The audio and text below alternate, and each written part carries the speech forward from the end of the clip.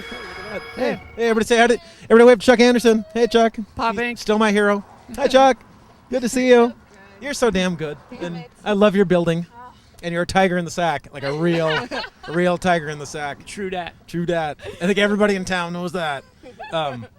The projects you're working on right now, what's the favorite thing you're cooking up right now? Or what do you like that you're doing right now? Wow. Besides smoking. Yeah, I feel like we've finished a lot of the projects we were working on. Isn't that a good feeling? I know. Well, we're going on vacation tomorrow, so really? that was oh part my God. of it. Yeah. So this is like your first day of vacation. Yes. We literally tied up all our stuff like 2 minutes before you guys arrived. Yeah. Here, Yeah. pack of smokes. Oh, thank you. There you go. That's for you. Thank you. I think one of the more exciting things actually recently for us has actually been the Eli notebook that you talked about. Can you please describe that, because we brushed over it, but it is something I really like. Yeah, it was just a children's book that I originally set out to do solely for our nephew, Parker, who our dog Eli obviously is kind of crazy, and he gets into trouble, and it was really based a lot on my nephew Parker saying like, Eli, no, like when we were in these kind of family situations and stuff.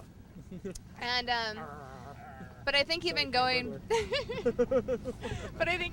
back to talking about just like how people find you and stuff, I was amazed that I was able to, when I was finished with this book, I was able to put it up on some social networking like Flickr and areas online, and the amount of people and the amount of attention that it got through blogs was unbelievable to me, and just insane that I think I was able to get like something like 3 or 4 publishers that were interested in it, and even people that like Sharon Warner, who had I know her personally, and she actually saw it on the blog. So it was just like this very strange, like the international community is now the blog, and so it's just been really amazing to see how that can work for promotion. Mm-hmm.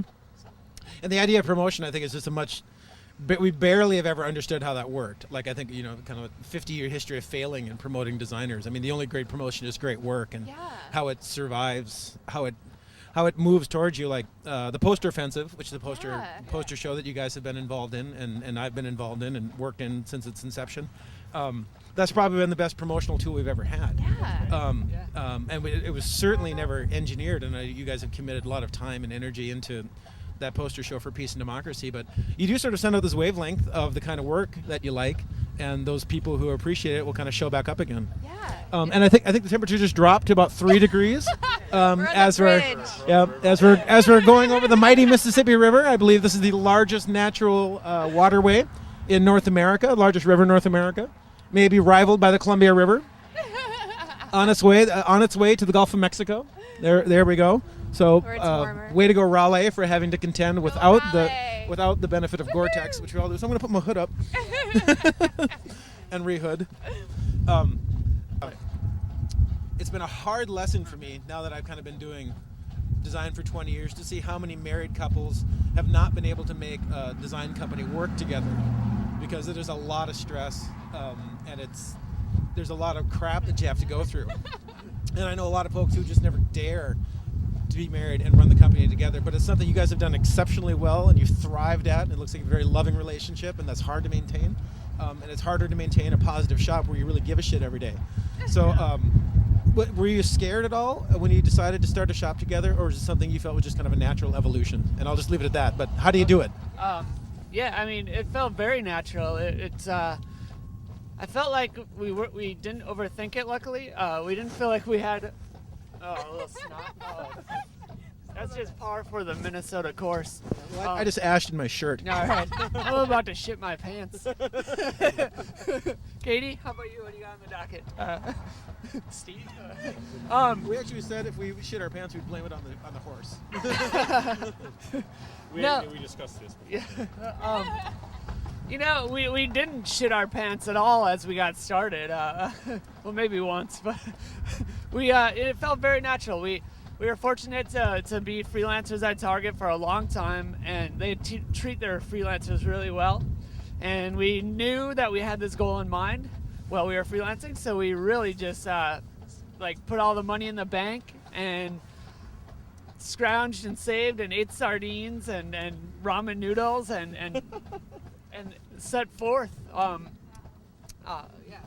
Yeah, I mean, I think like I think that we went in there already kind of working side by side at Target, and I think that was one part of it. But I think we were really realistic too as to what we were going to expect of each other and how we were going to communicate. And even though that process kind of evolves maybe over time, like I have worked for actually a number of husband-wife couples, so No kidding. yeah, and so I think that was part of it. Is like I had seen where there could be troubles, even from my first job as a pizza server back in Wausau. This glorious job, which was owned by a husband-wife couple. Like just knowing that there are troubles that arise and trying to be best at communicating. And Do you have those matches?